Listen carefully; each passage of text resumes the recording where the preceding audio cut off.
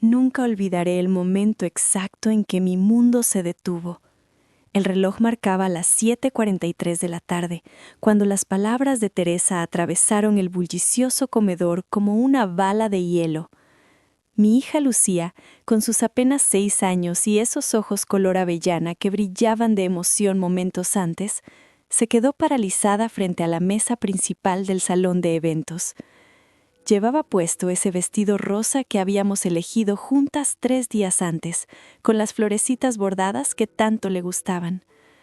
Recuerdo cómo había girado frente al espejo de su habitación aquella tarde, preguntándome si se veía lo suficientemente bonita para la familia de papá. Esas palabras me habían partido el corazón entonces, aunque no sabía cuánto más se quebrarían después. Sus pequeñas manos sostenían el regalo que había envuelto con tanto cuidado para su primo Mateo, un juego de construcción que había comprado con sus propios ahorros, moneda por moneda acumulada durante meses. Había contado cada euro con una concentración adorable, mordiéndose el labio inferior mientras separaba las monedas en pequeñas torres sobre su escritorio. La fiesta de cumpleaños de Mateo estaba en pleno apogeo. Globos dorados y plateados decoraban cada rincón del elegante salón que Teresa había reservado, porque para mi suegra nada era suficiente cuando se trataba de sus verdaderos nietos, como solía llamarlos. El aroma de la comida gourmet flotaba en el aire mezclándose con el perfume caro de las invitadas, una combinación embriagadora de canapés de salmón, trufa negra y ese Chanel número 5 que Teresa llevaba como armadura. Había al menos 80 personas presentes, todas ellas parte del círculo social de los Mendoza, todas ellas testigos de lo que estaba a punto de suceder.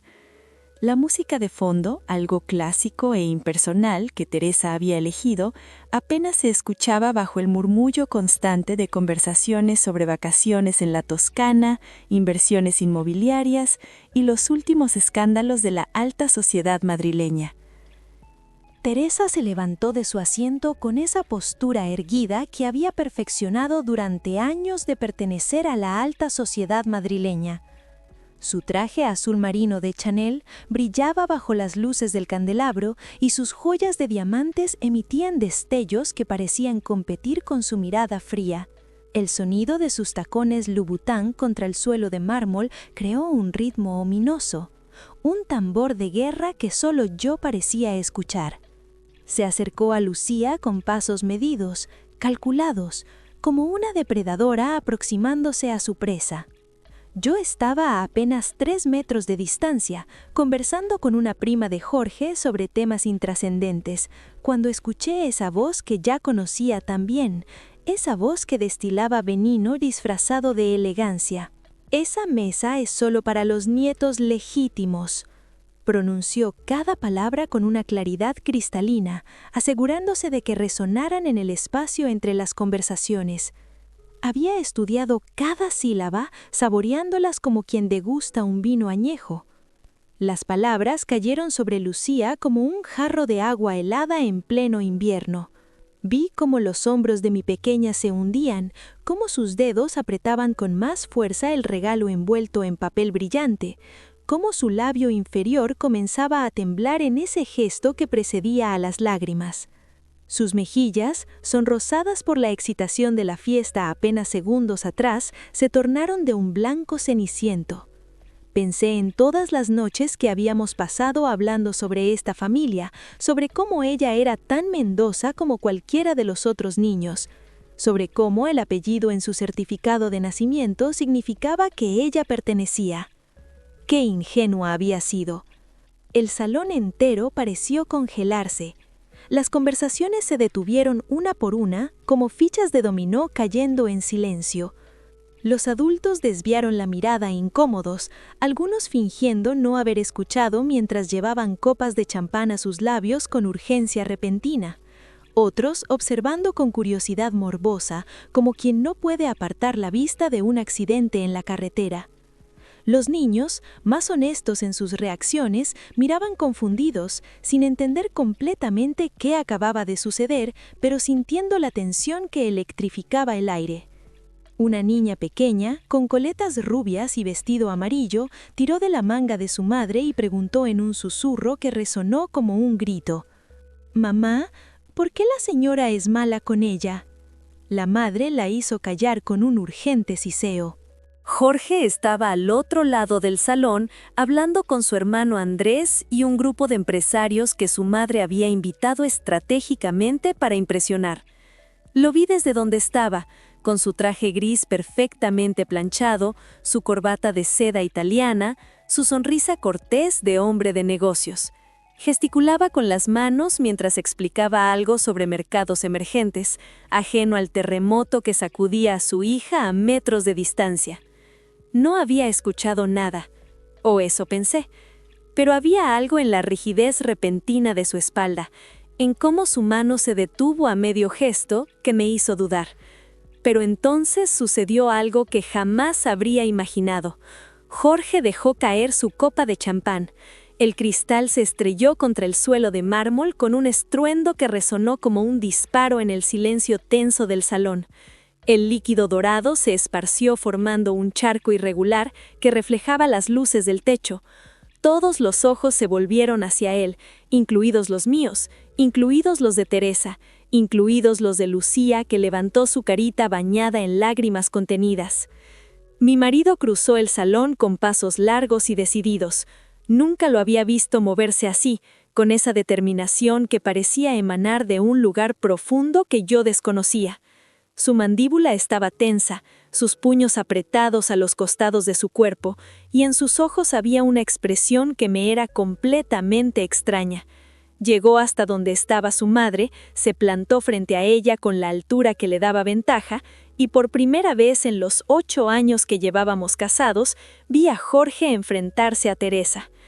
«Madre», su voz era baja, pero cargada de una autoridad que nunca antes había ejercido. «¿Qué acabas de decirle a mi hija?». Teresa parpadeó sorprendida. Sí, sorprendida, porque en 35 años de vida, Jorge jamás la había cuestionado, jamás había levantado la voz en su presencia, jamás había puesto en duda sus decisiones o sus palabras.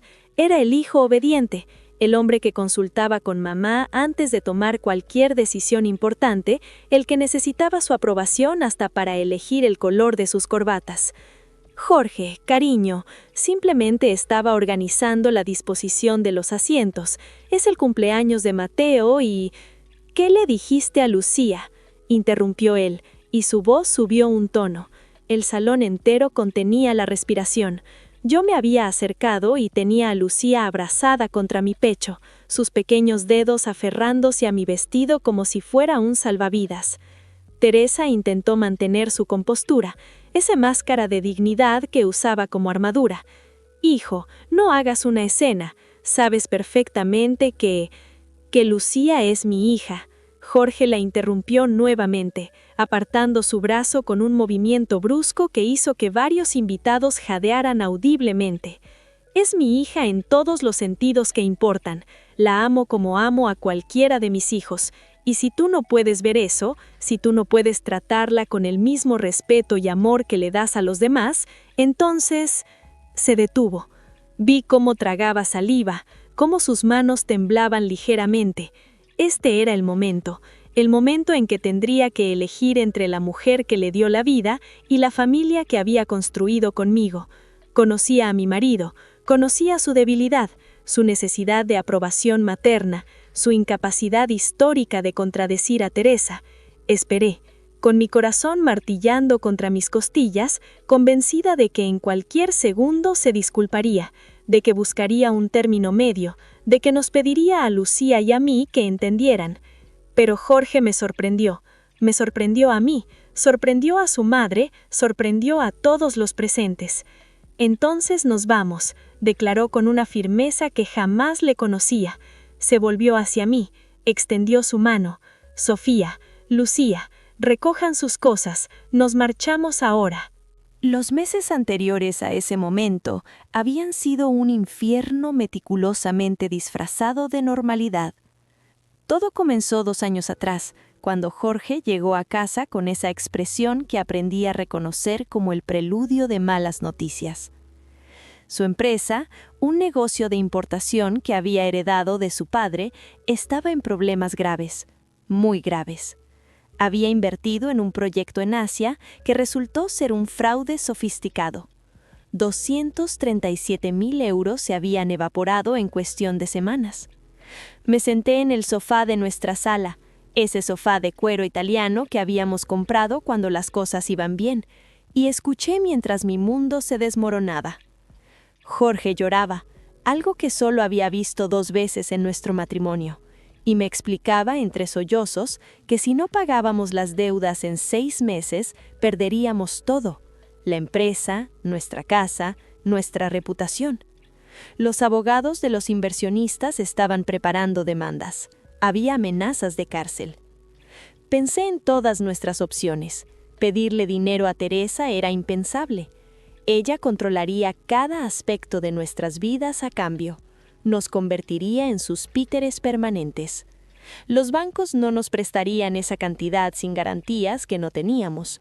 Los amigos de Jorge de la universidad, todos hombres de negocios exitosos, desaparecieron cuando supieron de nuestros problemas financieros, porque así funciona ese mundo donde solo importas cuando tienes algo que ofrecer. Y entonces recordé la casa de mis padres.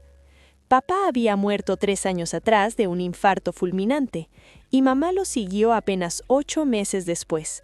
Dicen que de tristeza, aunque los doctores lo llamaron neumonía. Me dejaron esa casa en un barrio tranquilo de las afueras, una propiedad modesta pero bien ubicada que valía exactamente 240.000 euros según la última tasación. Era el único patrimonio que me quedaba de ellos, el único pedazo tangible de mi historia, de mi infancia, de las tardes de verano en el jardín y las navidades junto al árbol que papá decoraba cada año con las mismas luces de colores. Jorge se opuso al principio. «No puedo permitir que vendas la casa de tus padres por mis errores», dijo con lágrimas en los ojos. Pero yo conocía la alternativa.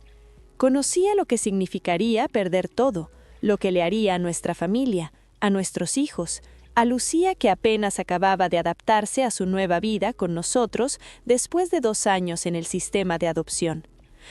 «Es solo una casa», mentí, porque en realidad era mucho más que eso. La familia somos nosotros, tú, yo, los niños, eso es lo que importa. Vendí la casa en 3 semanas. Fue un proceso brutal. Cada papel que firmaba era como arrancar un pedazo de mi corazón. El día de la entrega de llaves me quedé parada en el porche vacío, mirando las marcas en la pared donde había estado el columpio que papá construyó cuando tenía 7 años. Lloré sin consuelo en el coche de regreso, con Jorge sosteniendo mi mano y prometiéndome que me lo compensaría, que recuperaríamos todo, que nunca olvidaría este sacrificio. Usamos el dinero para pagar las deudas más urgentes, liquidar a los inversionistas furiosos y mantener la empresa a flote. Jorge prometió reconstruir, trabajar el doble, hacer que cada euro de ese sacrificio valiera la pena. Y durante algunos meses pareció que lo lograríamos. La empresa se estabilizó, los ingresos empezaron a recuperarse lentamente. Había esperanza en el horizonte. Pero Teresa nunca supo la verdad completa. Jorge le dijo que habíamos tomado un préstamo bancario, que teníamos todo bajo control. No quería darle a su madre la satisfacción de saber que habíamos estado al borde del colapso financiero, que su hijo, el empresario exitoso, había fracasado tan estrepitosamente. Y yo, en mi ingenuidad, pensé que no importaba. Pensé que mientras salváramos a nuestra familia, los detalles de cómo lo logramos eran irrelevantes. Me equivoqué. La traición llegó envuelta en papel de regalo elegante 3 meses después de vender la casa de mis padres. Era un viernes por la tarde, y yo había salido temprano de mi trabajo en la consultoría para recoger a Lucía de su clase de ballet. Ella había progresado tanto desde que llegó a nuestra familia, superando los traumas de sus primeros años en hogares de acogida, floreciendo como una rosa después de la lluvia. Verla bailar, con esa sonrisa radiante y esos movimientos que cada día eran más seguros, llenaba mi corazón de una alegría que no podía describir con palabras. Regresamos a casa alrededor de las 6. Jorge debía estar en una reunión, según me había dicho esa mañana, algo sobre nuevos proveedores para la empresa. Pero cuando abrí la puerta principal, escuché voces en el estudio. La puerta estaba entreabierta y reconocí inmediatamente el tono autoritario de Teresa. Debía haber anunciado mi presencia. Debía haber entrado y saludado. Pero algo en la tensión de esa conversación me detuvo. Le pedí a Lucía que subiera a su habitación a cambiarse, y me quedé en el pasillo, escuchando sin querer, o quizás queriendo demasiado. «No puedes seguir así, Jorge», decía Teresa. «Esa mujer te tiene bajo su hechizo. Te hizo vender propiedades, endeudarte, y ahora esto de la adopción». «Lucía es mi hija», respondía Jorge, pero su voz carecía de la convicción que mostraría semanas después en la fiesta. Sonaba cansado, derrotado. «Es la hija adoptiva de tu esposa», corrigió Teresa con frialdad. «Tú firmaste los papeles porque ella te presionó. Admítelo». Silencio. Un silencio que se extendió demasiado, que me apretó el pecho como un puño gigante. Jorge no la contradijo. No defendió nuestra decisión de adoptar a Lucía, ese proceso hermoso y doloroso que habíamos atravesado juntos después de que los médicos nos dijeron que yo no podría tener más hijos biológicos. «Tengo algo para ti», continuó Teresa, y escuché el susurro de papeles. «He estado trabajando con mis abogados. Podemos anular la adopción si actuamos rápido. La niña solo lleva 2 años con ustedes. Todavía no es irreversible. Podemos argumentar que fue una decisión tomada bajo presión financiera y emocional». Mi corazón dejó de latir. Literalmente sentí como si se hubiera detenido en mi pecho. ¿Anular la adopción? ¿Devolver a Lucía al sistema como si fuera un producto defectuoso? ¿Quitarle a mi hija, a mi niña, el único hogar estable que había conocido en sus 6 años de vida? «Madre, no puedo», empezó Jorge, pero Teresa lo interrumpió. «Sí puedes y debes. Piensa en tu verdadera familia, Jorge, en tus hijos de sangre, en el legado de los Mendoza. Esa niña nunca será realmente parte de nosotros, no importa cuánto lo intente Sofía». «Sofía vendió la casa de sus padres por mí», murmuró Jorge, y por un momento sentí una chispa de esperanza. «Me salvó de la ruina. Le debo todo». Y todo lo que te pido a cambio es que soluciones esto de la adopción. Devuelve a la niña. Restaura el equilibrio natural de tu familia. Y recuperarás para tu esposa lo que tanto significa para ella. El silencio que siguió duró una eternidad.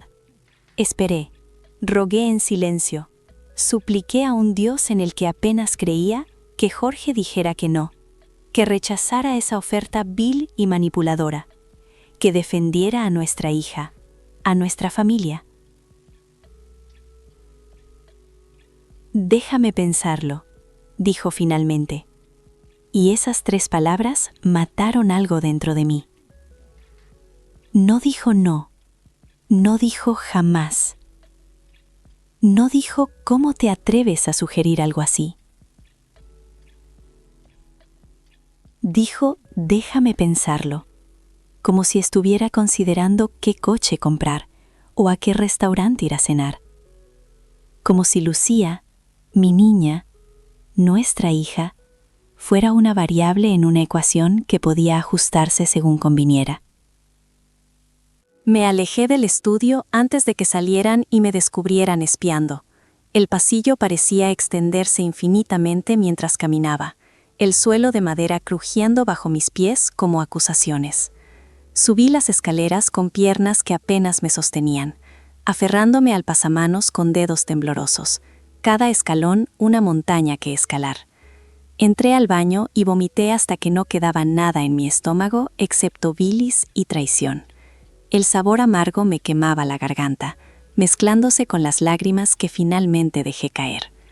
Me miré al espejo y vi a una extraña, una mujer de 30 años con ojeras profundas, arrugas prematuras alrededor de los ojos y una expresión de desesperación que no reconocía. Mis labios temblaban. Mis manos se aferraban al borde del lavabo como si fuera lo único sólido en un mundo que se desmoronaba. Había vendido la casa de mis padres para salvar a mi marido. Había sacrificado mi único patrimonio, mis recuerdos, mi historia. Podía oler todavía el perfume de lavanda de mi madre en esas habitaciones, escuchar las risas de las cenas familiares resonando en el comedor. Y ahora descubría que mi suegra la había comprado como parte de un plan maquiavélico para manipular a Jorge y destruir a nuestra familia. Y lo peor, lo absolutamente devastador, era que Jorge estaba considerando aceptar el trato. Mi Jorge, el hombre que me había prometido amor eterno frente al altar. Esa noche me acosté fingiendo que no sabía nada. La almohada olía a su champú. Un aroma que antes me reconfortaba y ahora me revolvía el estómago. Jorge llegó a la cama pasada la medianoche, se acurrucó contra mi espalda como hacía siempre y susurró: «Te amo», en mi oído. Sus palabras eran cálidas contra mi piel, pero sonaban huecas, vacías. Tuve que morderme el labio hasta sangrar para no gritarle, para no exigirle respuestas, para no desmoronarme completamente. El sabor metálico de mi propia sangre me ancló a la realidad. Porque en ese momento tomé una decisión. Si Jorge iba a traicionarme, si iba a siquiera considerar devolver a Lucía para recuperar una casa que su madre había comprado con el único propósito de chantajearnos, entonces yo necesitaba un plan. Necesitaba proteger a mi hija. Necesitaba protegerme a mí misma. Y necesitaba asegurarme de que Teresa y Jorge pagaran por lo que estaban dispuestos a hacer. Pasé las siguientes semanas en un estado de hiperconciencia vigilante. Mis sentidos estaban afilados como cuchillos. Observaba cada interacción entre Jorge y su madre. Buscaba señales. Escuchaba conversaciones telefónicas. Revisaba sus mensajes cuando dejaba el móvil desatendido. El brillo azulado de la pantalla iluminaba mi cara en la oscuridad del dormitorio mientras él dormía, ajeno a mi escrutinio. Me convertí en una espía en mi propia casa, odiándome por ello, pero justificándolo con la necesidad de saber, de entender qué estaba pasando realmente. Cada día era una actuación magistral. Sonreír durante el desayuno, besar su mejilla al despedirse, preguntar cómo había estado su día. Y lo que descubrí fue peor de lo que imaginaba.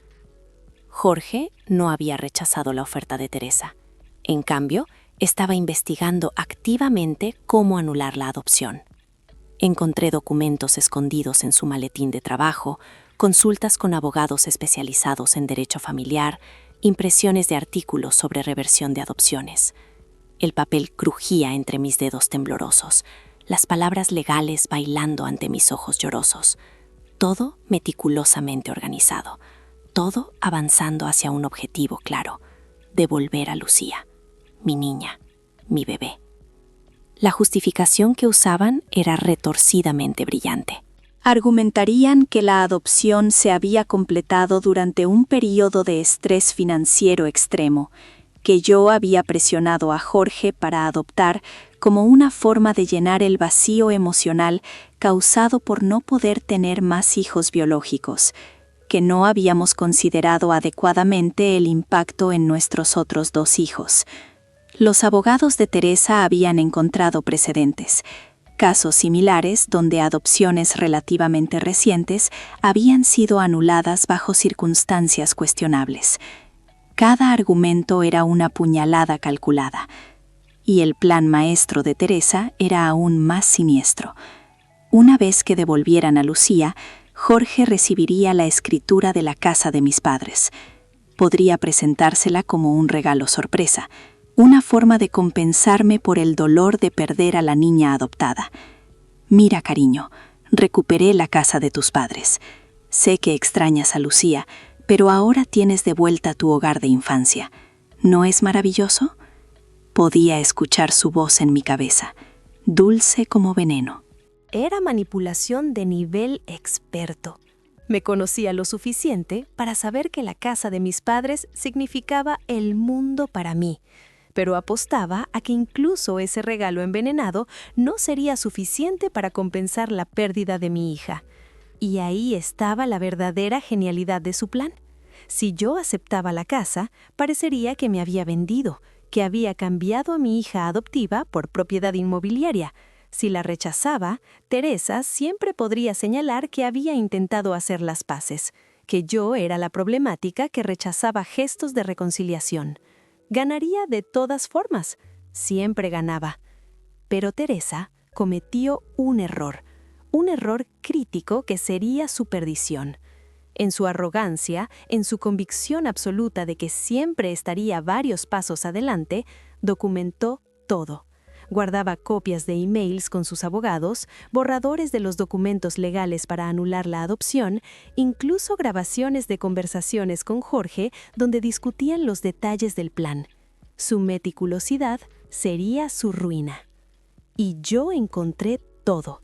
Porque mi suegra, por muy inteligente que fuera, pertenecía a una generación que no entendía completamente la tecnología. Usaba la misma contraseña para todo: Mendoza 1960, el apellido familiar y su año de nacimiento.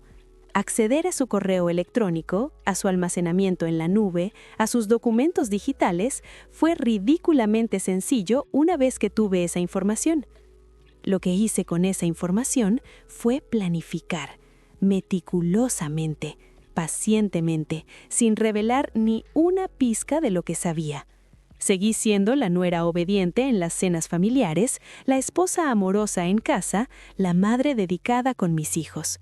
Pero en las noches, cuando todos dormían, me convertía en una estratega, en una versión de mí misma que nunca pensé que existía. Primero, documenté todo. Hice capturas de pantalla de cada email, cada mensaje, cada documento. Los guardé en 3 ubicaciones diferentes: una memoria USB escondida en una caja de zapatos en el fondo de mi armario, un almacenamiento en la nube bajo un nombre falso y copias físicas en una caja de seguridad en un banco al otro lado de la ciudad que Jorge no conocía. Segundo, consulté con mi propia abogada.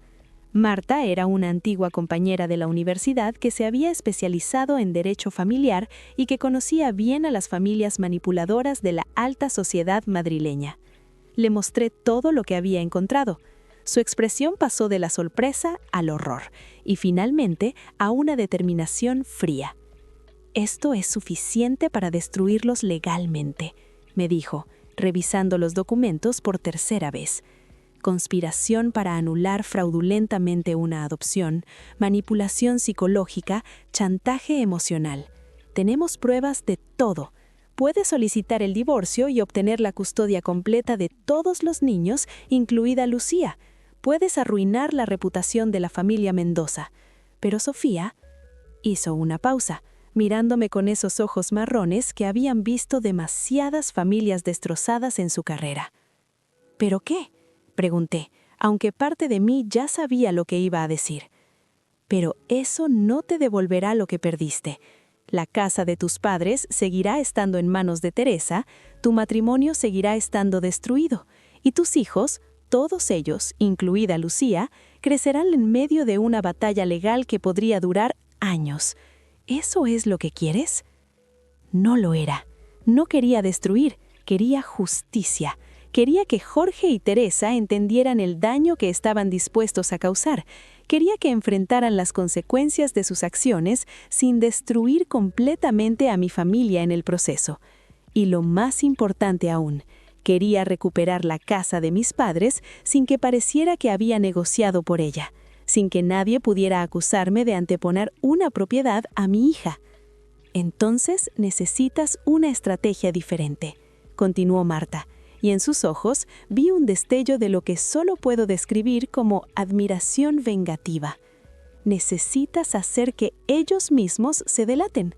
Necesitas crear una situación donde Jorge tenga que elegir públicamente entre su madre y su familia, donde Teresa muestre su verdadera cara ante testigos que no puedan negar lo que vieron. Y necesitas hacerlo de tal manera que cuando todo termine, seas indiscutiblemente la víctima y ellos sean indiscutiblemente los villanos. Y así nació mi plan. Un plan que requería paciencia, timing perfecto y una frialdad que descubrí que poseía cuando se trataba de proteger a mi hija.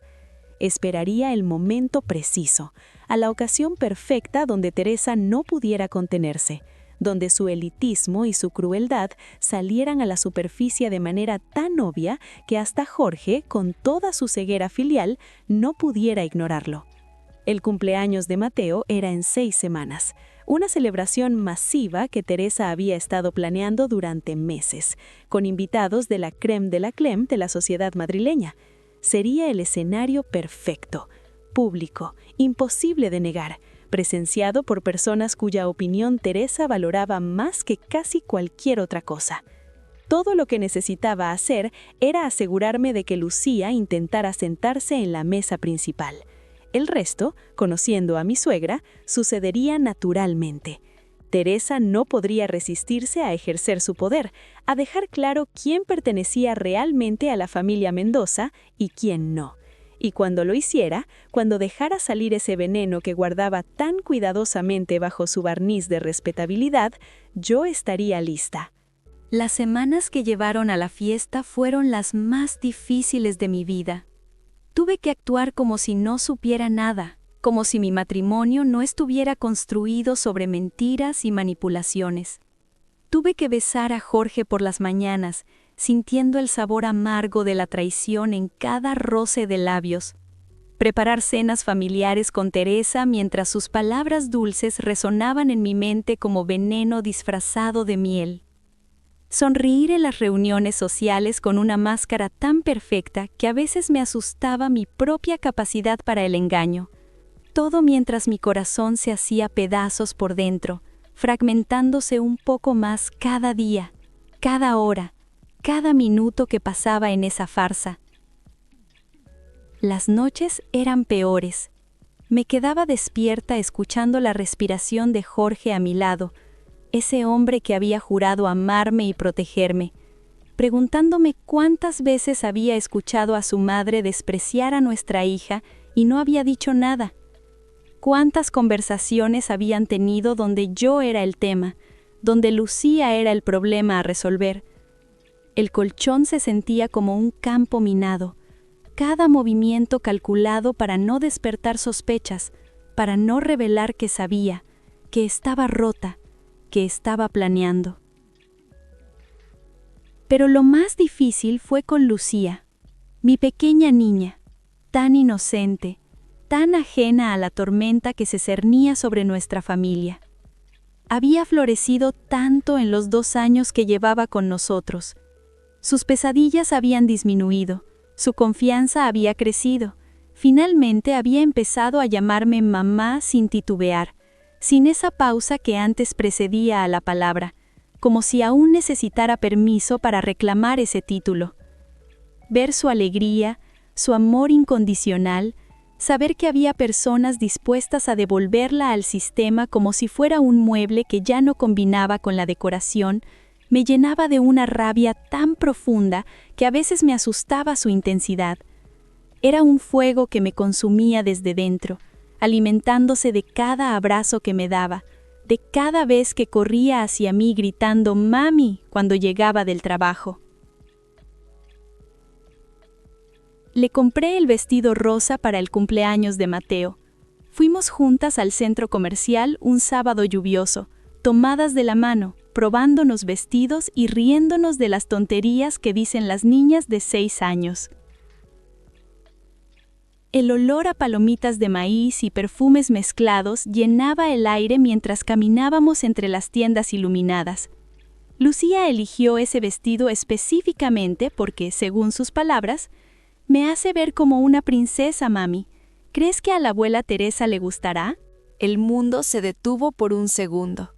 La abuela Teresa, esa mujer que quería borrarla de nuestras vidas, y mi niña solo quería complacerla. Quería ser suficiente para ella. Tuve que tragar el nudo en mi garganta antes de responder, forzando la voz a sonar normal, ligera. Estoy segura de que estarás preciosa, mi amor. La vi girar frente al espejo del probador. la tela rosa girando con ella como pétalos de flores, sus ojos brillando con una felicidad tan pura que me partió el alma. Pagué y vestido con manos temblorosas, mientras Lucía lo abrazaba contra su pecho como si fuera el tesoro más preciado del mundo. También la ayudé a elegir el regalo para Mateo. Usó sus ahorros, monedas que había acumulado durante meses haciendo pequeñas tareas en casa, tender su cama, ordenar sus juguetes, ayudarme con la mesa. Las contamos juntas sobre la mesa de la cocina, torres de monedas brillantes que representaban su esfuerzo, su paciencia. Eligió un juego de construcción porque recordaba que Mateo había mencionado que le gustaban en una reunión familiar meses atrás. La atención, el cuidado con el que mi hija seleccionó ese regalo, revisando cada caja para encontrar la perfecta, la emoción en sus ojos mientras lo envolvíamos juntas en papel brillante, sus manitas torpes haciendo lazos desparejos que yo fingía que necesitaban solo un pequeño ajuste, casi me destruyó. Porque sabía lo que venía. Sabía que ese acto de amor inocente sería usado como arma, que mi pequeña niña sería herida deliberadamente y yo lo estaba permitiendo. Cada noche me despertaba con esa culpa aplastándome el pecho, preguntándome si había otra forma, si realmente necesitaba exponer a Lucía a ese dolor.